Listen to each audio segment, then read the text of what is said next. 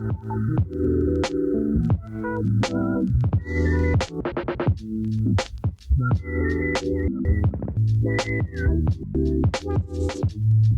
hello.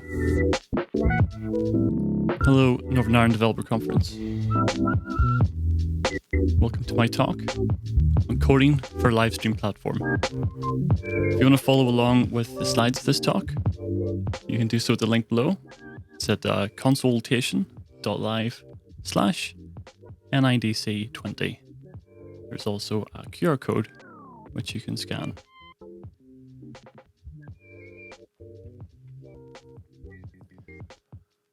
So, a little bit of an introduction is needed.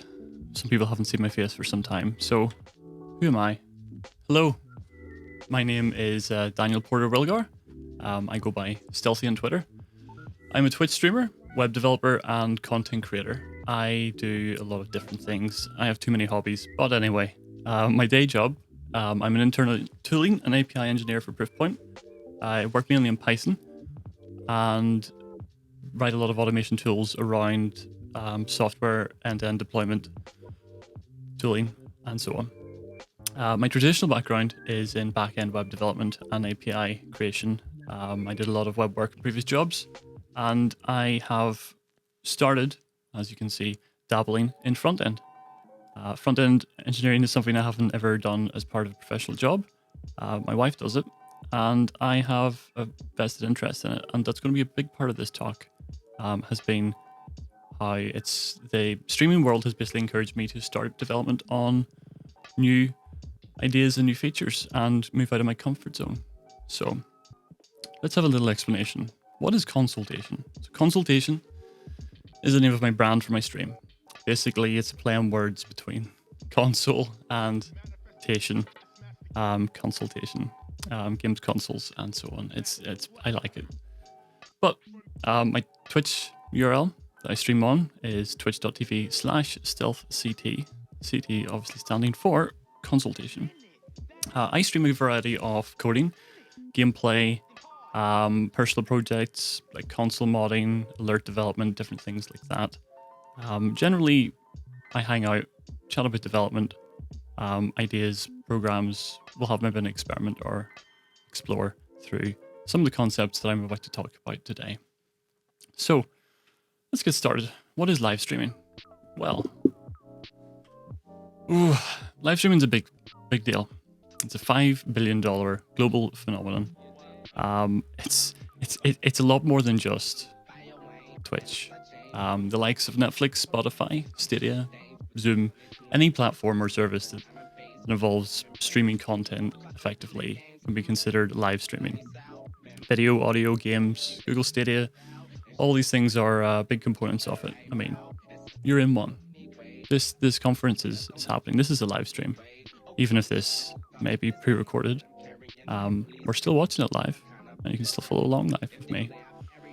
But for the purpose of this talk, we're going to focus on content streaming. Content streaming is the likes of gaming, coding, chatting. Someone sitting in front of a camera like I'm doing right now, talking about something, playing a game, doing an activity, and the variety of sites that those activities happen on are Twitch, there's YouTube Live, Mixer, rest its soul, was Microsoft's attempt at breaking into that world. Really interesting tech, but did not work as a critical platform. Facebook are also now doing it, Facebook gaming. It's a very growing and competitive industry. The examples I'm going to go through today, we'll use Twitch as the main example, but they can apply to any platform. All of the software and libraries that we use can work with any platform that we're streaming to. So, what's different about live streaming compared to YouTube videos or podcasts, etc.? Well, with live streaming, there's a big focus on real-time communication. Thanks to tech advancements, the delay between the streamer actually saying and doing things and people watching them is now about 3 seconds on average on Twitch.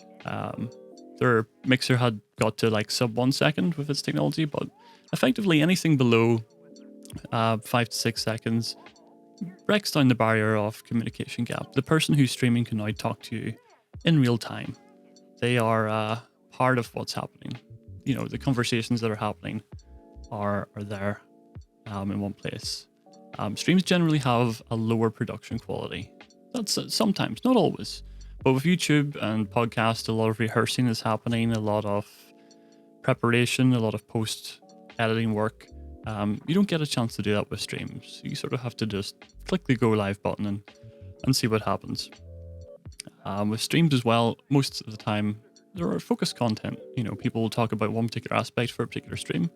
It may be an activity, it may be a game, but generally, yes, the content for a particular stream is focused in one place, in one area. So, why is this relevant? Why is this relevant to developers? Why is this relevant to us? What can we get out of this? Well, every aspect of live streaming requires or benefits from development. There is a lot of unexplored ideas, a lot of new ideas and new content coming out every day, and people don't know how to do X and Y. Some new idea pops up that someone wants to be able to do, and there's no tools or material to build it, to create it, or to work with it. That's why we have the opportunity to basically implement those features, because at the end of the day, everything relies on the software doing what people want it to do. Streaming is a great way to connect with interest groups, communities, and the audience of, for example, Northern Ireland Developer Conference. We need this. This is a COVID-19 world. We don't get the chance to hang out in person anymore as much as we'd like to.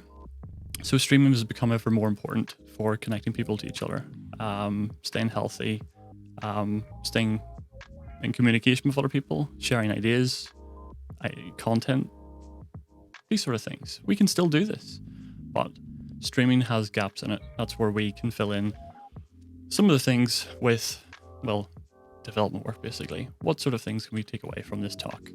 So, one thing I want to be able to start off with is how you can leverage your existing skills to tackle new challenges unique to the streaming environment. Whether that's web development, applications, games development, we'll be talking about quite a few things during this to cover it. Hopefully give you some insight into features about streaming platforms and so on that you might not know about, such as APIs or services that are on offer, or the tools that you need to actually be able to start streaming yourself or writing plugins to extend functionality. And all of the links for these things will be shared throughout the slides and at the end in the resources section. So, the first topic I want to talk about for this talk is games development and the streaming world. So, games development, it's a big industry. Multi-billion dollar industry. It is bigger than movies and music as industries combined. Gaming has, taken off a lot in the past 6-7 years, and despite it being very successful, very big, it's extremely challenging. It's effectively luck of the draw whether your game's successful or not. Depends what the flavor of the month is with regards to games. But games development can be rewarding. It's very exciting, very challenging, and there's always new ideas, new tech advancements, new stuff coming out for games development that usually impacts a lot of other parts of software development as well. It's a big part of the industry, and games developers and streaming communities have a really important connection together. So, games development and the streaming world. Well, games have existed for a long time, but streaming has not existed for a long time, maybe 10, 15 years, and only really has gained major popularity in the past, 5 or 6, and especially in the past 2 or 3. There are a lot of interactions that are unique to live streaming compared to playing games in person or over voice chat with friends. Live streaming has, a different aspect to it. You've got one person playing with maybe potentially 300, 400, thousands of viewers. So the way your game is being played and the way it's been interacted with has changed. Gameplay as an audience thing is a big activity now. Just like movies and music, people enjoy watching and listening to.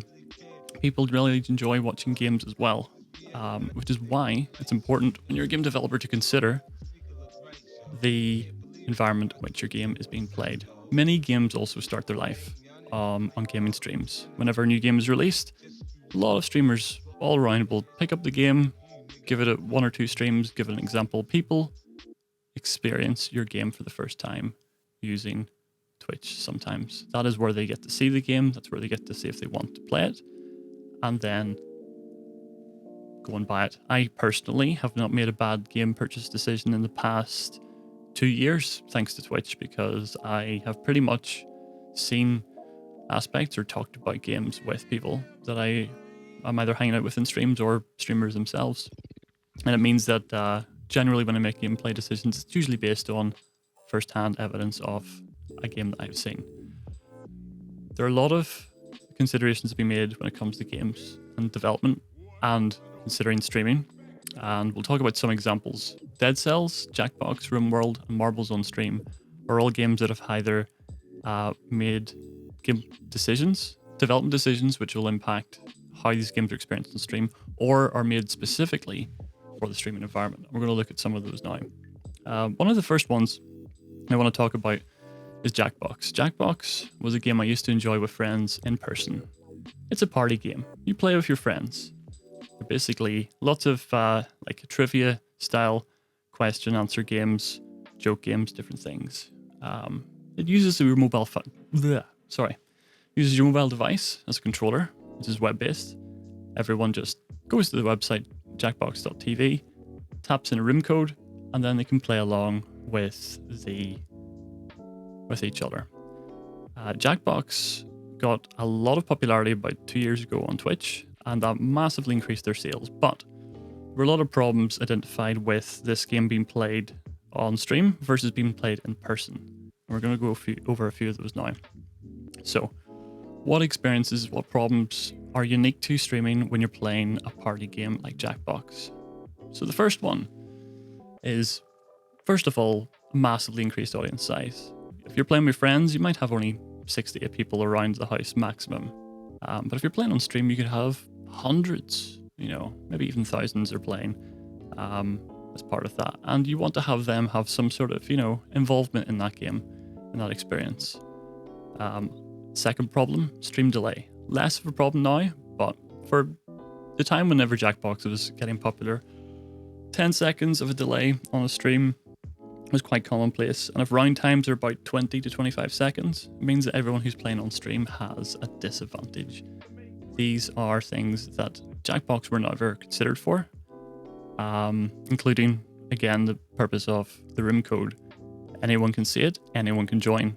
If you're in a room with people you trust, that's generally fine. But whenever you're streaming and everyone can see the room code, you can get all sorts of people coming in and creating havoc for you. So Jackbox made some small but very important changes to their existing games in order to support streaming. First problem was solved by implementing an audience mode. Whenever a game has 8 players, there is a virtual 9th player, which is basically everyone else that is watching can be the audience, and the audience has maybe their favorite answer or their favorite joke. They get to be part of the game whilst not necessarily participating in a particular round, but it gives everyone a bit of involvement and a bit of experience with that. And that scales up to hundreds. I'm not actually sure of the exact number, but Jackbox did a really good job with that. The second change they made was an adjustable round time. So round times, whenever you're being played on stream, you can increase that 25-second timer to 35, 40, whatever you choose, basically to give people enough time to get their answers in. Because the stream they're watching might be, 10 seconds behind the real-time game that is being run by the streamer. And the third very simple change, private code. Rather than sharing the code on screen, the code is only visible to the streamer. You can share it with the people who want to play with the game, and then it is only shared once the round has started so that the audience can then join. Very simple changes, massively increased experience when it comes to playing the game on stream. Jackbox I met at TwitchCon last year, and one of the things that the devs were talking about were the amount of money they've made from streamers buying their game for playing this on Twitch has been exponential. So that has been one of their main priorities, to make sure that they, whenever they're developing their next party packs and next games, that they embrace basically the main place where their games are now experienced and played, which is on a streaming environment. And it's interesting how that's changed for them because, you know, this game used to be party game with your friends, and now it's one of Twitch's most popular stream games. So that's how a developer was able to make some simple changes to adapt their game to work on stream. Next example we're going to look at is a bit more advanced. It's RimWorld. Now, if you haven't heard of RimWorld, it is a bit of a cult classic modern game. It's a sci-fi Connolly sim game. It's story focused. There are many NPCs, non-playable characters, different jobs, different personalities. Basically, you have a colony and you're trying to survive, maybe build a spaceship to get out of there. The game relies heavily on the dynamics of the characters who are in the game. Different personalities don't mesh well. There may be someone who's a really good engineer, but they might be sexist, and then they don't get on with some of the community members, and then murders happen and all sorts of shenanigans happen. It's a really interesting game. This has already been quite fun for streamers to play because a lot of different events unfold whenever you've been playing a game for many months and all of a sudden the cook has, you know, got depressed and started poisoning the entire village, different things like that.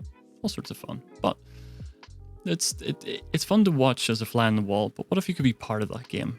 What if you could be one of the characters inside the game? So this is where the community took action. They developed a mod called Twitch Toolkit. It's basically an add-on for the game, which implements features that enable viewers of a stream to be involved in that streamer's game in some fashion.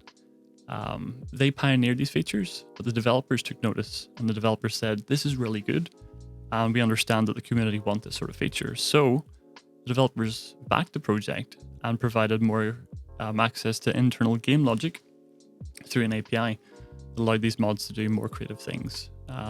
This in turn massively increased sales and engagement for RimWorld on the statistics for Twitch. It's gained popularity a lot over the past few years. And yeah, viewers can vote on in-game events. They can be particular characters with certain personality types. You can have your character named after you, different things like that. And that integration was built obviously post the game development as well. So that's a simple example and an advanced example. What if we were wanting to write a game directly for Twitch? What if we wanted to make a game that was specific to streaming? So Marbles on Stream is a game that's designed specifically with streamers and viewers in mind. The gameplay is basically you're a marble, everyone else is a marble, and you're rolling down a big marble track, and someone wins and everyone else loses. So this game can scale up to, you know, thousands of players. And what do those players do? Well, they type play. They type play in the Twitch chat and they place a marble, and that's it. That's the whole game. That is the entire game, and it is a lot of fun because it doesn't matter that you have no control over that marble.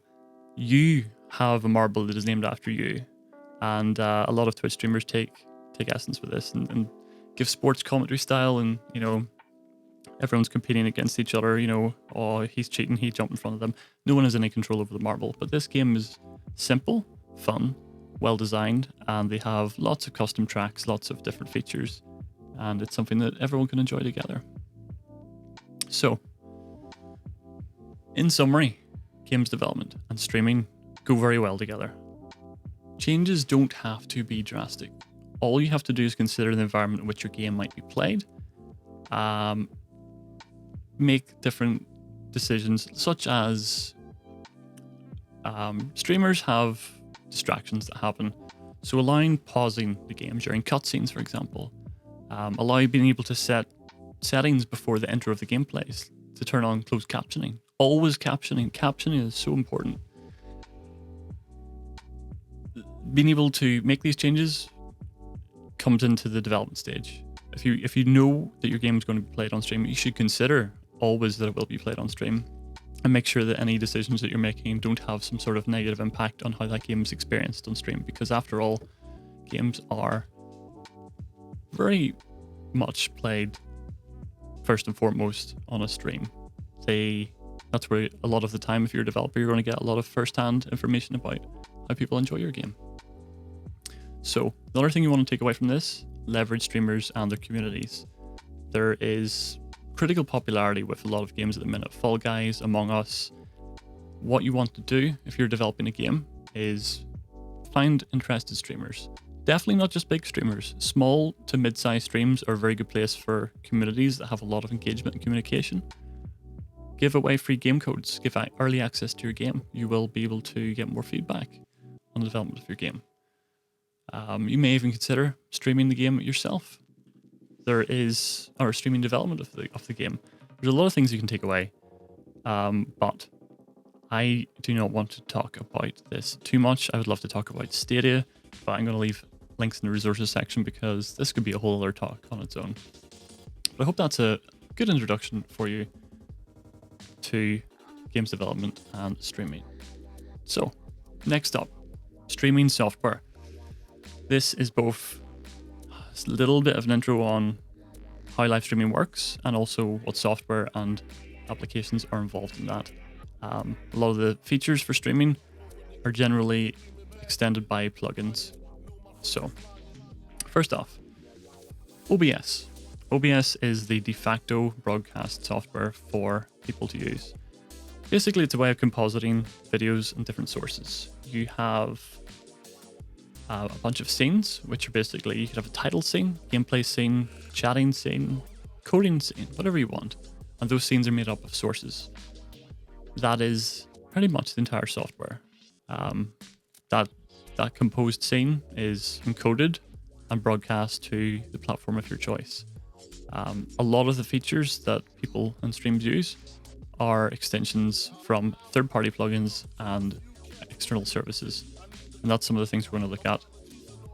For example, talks like this, it's very important to have captions. OBS doesn't really have support for captions built in. So how do we solve that? So there's a big dev community on Twitch, and there's a big developer community for OBS. A particular developer called Rat with a Compiler realized that captioning was something that a lot of streamers didn't do because they had no access to tools to do it. So he built a solution using the Google Cloud Speech Recognition API. If you have not seen this, it is magic. It can even understand our accents. There's an English Ireland option and it works surprisingly well. Live captioning by software isn't perfect, but it's better than nothing. And what's really nice about this plugin is your spoken words go to the API, come down and get included in that stream mux. That means that they persist both in the live stream, but also in the recorded videos or any Twitch clips that get posted to Twitter. These captions are part of the video stream, which means they can be turned on and off by viewers, and they will live on through the life of that video content existing. Very simple plugin, very, very useful. About 15% of mid-sized streamers are now using this plugin, and donations are plentiful to keep the development for it funded. So it is a big area to start consider writing plugins for OBS because there's still a lot of things that aren't covered by this. Other examples of plugins and extensibility for OBS, move transition. You'll see a lot of it during this this talk, but it basically allows sources to move between different scenes. StreamFX is VFX shaders and source effects. Lots of cool, fancy effects that streamers like. There are, VHS shaders and all sorts of different audio plugins and different things. It's basically a big toolkit of lots of different features that are missing from the main software, all in one place. Another one that I use plentiful is WebSocket. It basically maps the entire API for the OBS software to socket events. So you can write anything against WebSockets to control or manipulate your scenes or sources in OBS. Very, very good developer interface to those features. Some areas that are lacking at the minute, there's a serious lack of audio management plugins. Audio is very hard to do in OBS, which is why a lot of people extract it and do it somewhere else with a mixer or different things like that. And also a big increase in the demand for shaders and effects. There's a lot of cool things out there that you can't do in streams yet, and people haven't written them. So those are areas that I would like to see more people tackle with plugin development. So that's OBS, that's streaming software, that's desktop application stuff out of the way. We'll move on to our third and final section: web development and design. Are you a web developer? Well, you can your skills will go far for streams, both for content creators and also for if you wanted to do stuff for your own stream. We're going to look at APIs of interest. Basically, where can I get the cool information that makes me able to do the cool things? Building custom alerts. We'll explain what alerts are and why web developers have a big market and potential for writing custom ones for streamers, and also how to build custom logos and animations using WebGL. First off, Twitch Helix API. Twitch have had 5 iterations of their API over years, and they finally got around to one which actually works pretty decently. It's RESTful, has webhooks, and you have access to a lot of events. I'm going to talk about the events. If you want references and information on the Twitch Helix API, it'll be in the resources section. A Twitch stream has many events that might happen. People following the channel, people subscribing to the channel, which is paying the monthly fee. Another streamer coming over with their people, their party, their raid, and they finished stream and they want to bring all their viewers over to one of their friends' channels to watch them. These are all events that happen. These are all things that need noticed, and the Twitch API provides access to that. A lot of this is extrapolated away into third-party services. So Streamlabs, Tiltify, and Stream Elements are very, very common. Streamlabs would be the most popular third-party service to use along with Twitch or Facebook Gaming or YouTube. They provide access to alerts, which are basically flashy images and things that go off whenever these events happen in stream. Tiltify integrates with Streamlabs as well for fundraising campaigns and charity drives and similar things like that. So we're going to look at custom alerts. First of all, what are alerts? So basically, they're celebrations / hype around events involving money. Streamers make money. Streamers might make most of their money from the content and creation they put out. So anytime that anyone does anything to raise that profile, it's worth celebrating, even if it's a small win or small victory. It provides a sense of community, sense of involvement in a way. Usually alerts are an assortment of memes, GIFs, bit of music, and some theatrics from the streamer themselves. So it's a lot of fun entertainment to be had when people donate money for funny GIFs and alerts. However, we're web developers. We can embrace this madness. So the alert services like Streamlabs basically provide a widget. This widget you use as a browser source in OBS. It's basically a transparent web page listening to events from the Twitch API, and it will display some trivial markup and animate.css style alerts. A bit of text, wobbliness, image appears, disappears, and it's gone away. The streamers aren't developers, most of them.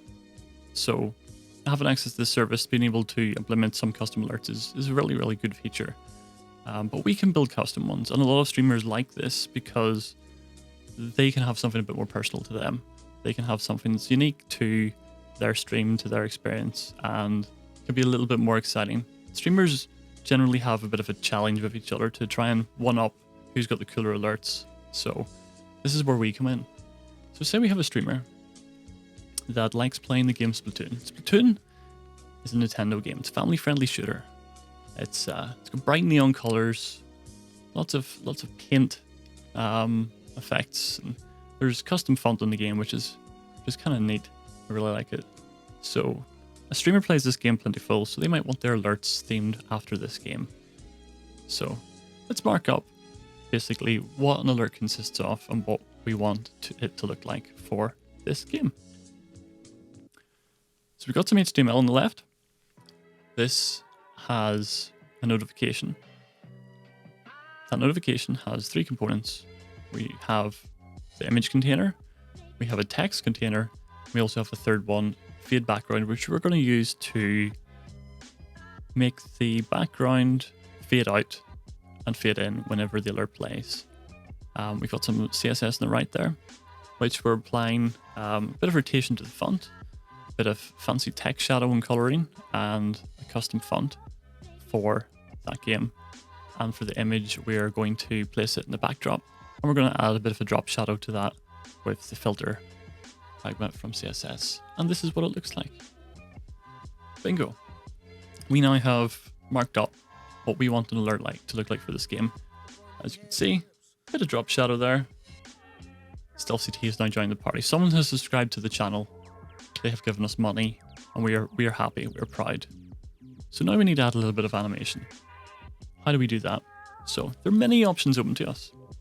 This example is going to use GSAP. I don't know how to call it other than GSAP. But GSAP is a library by Greenstock. It is basically batteries included animation library. It contains a lot of built-in tweening and easing functions, and it makes animation a little bit easier out of the box. There's a lot of advanced features we can use, like callbacks, timelines, different things to animate. We can use the bare basics of this library to animate this alert that we just have. So, the animation code. We have 4 moving parts to it. We have the fading background, we have the image, and we have the 2 lines of text. What we are wanting to do is basically, they all exist in the middle. We want to start the animation with them off screen. We're going to bring them into the middle, slow motion, they'll pass each other, and then zoom out of the way. Code here does that. The examples will be available in the resources section. We're not going to deep dive into the code. So let's have a look at how this looks.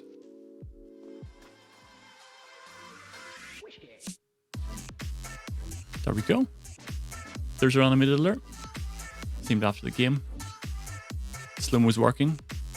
And it's going to go whoop and away. There we go. Not much code was needed to make that happen. That's a very simple example of some of the more crazy alerts you can do. But don't forget, this is web. We can do anything we want. Scare alerts are popular. Halloween is coming. Streamers, for some reason, like being spooked by their alerts. So loud noises and screaming noises and so on are very popular. But we can go a step further than that. Say you wanted to control the streamer's lights or the scenes, so have the camera zoom up really high into the screen before the scare alert goes off. These are 2 libraries that I've used, but there are many more open there as well. The OBS WebSocket.js library lets you integrate with OBS. And the Tradfree one, obviously, with my Tradfree lights. I don't have a working example for this talk, but I could do this from the talk if I wanted to. I just ran out of time. I know it's not really necessary. You get the idea. A lot of things you can do. So yeah, custom alerts, really popular. Really good area to be making a bit of money on side projects, because streamers commission this stuff quite often, and it's really nice to be able to build something custom for a particular streamer. So, next section, reactive logos. So every stream has some sort of brand or logo, etc. Many of them commission animations from designers using After Effects. So it might be some sort of like cool animation and audio stuff that's going on. These are really nice to see, but a lot of the time they can be a bit static, a bit same, because they're pre-rendered, they run, and they sometimes run their course. What if we wanted to build something a bit more reusable, reactive? What if by a live dynamic logo?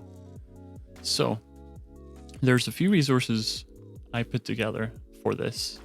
One of them is by another speaker at this talk, NGM Code, Neil McCallion. He made this very simple, very janky library years and years ago called Pumper. It's basically an extrapolation of web audio to provide helper functions to allow you to animate based on volume of different bands. We use this and the three.js library to basically create an animation for my stream logo, which I'll show you an example of right now.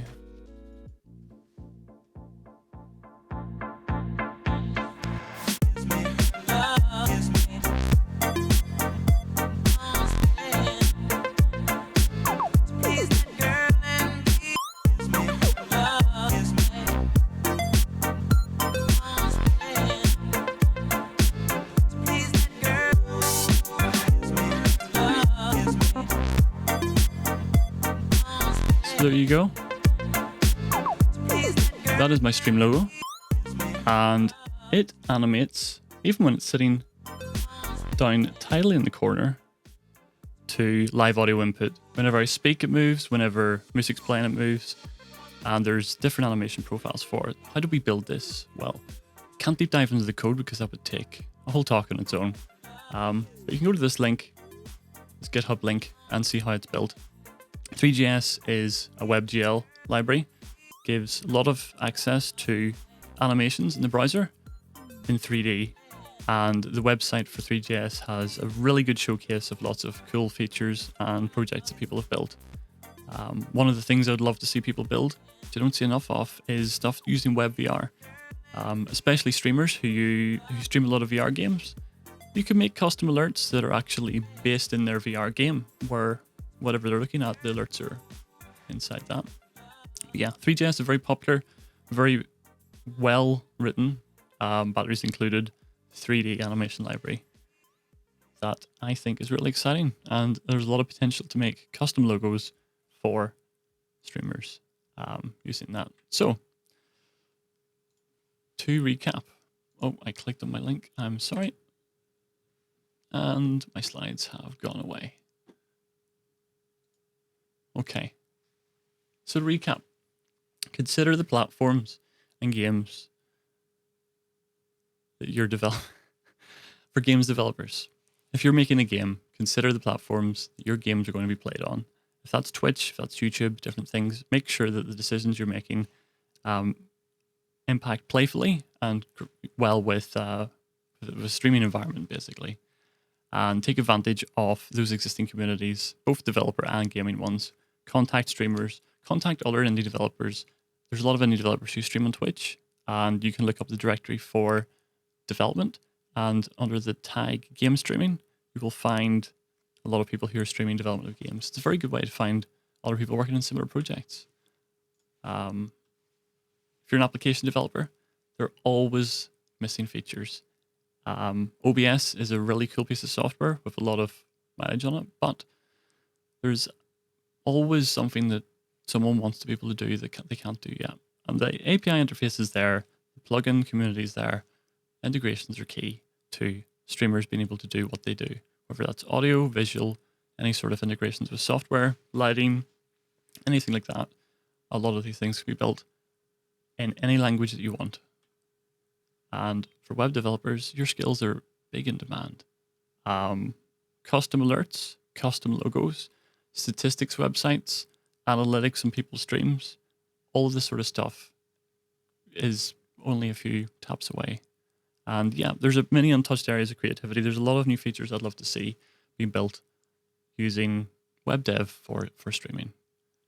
So here's some resources. If you want to have a look at some of these links, I will also put a link to the slides shortly. My animations and custom things are here. OBS Studio, plugin documentation, my personal stream, and I would love to talk more about Stadia, but we'll do that another time. The talk has been fun. Thank you for listening to me. And if you want to get access to the slides, to look over these points, please scan that QR code or take down that link. And yeah, my name's Daniel. I hope you have enjoyed this talk on streaming and development in the gaming world. I don't know how to say goodbye. I'm just going to leave. Goodbye.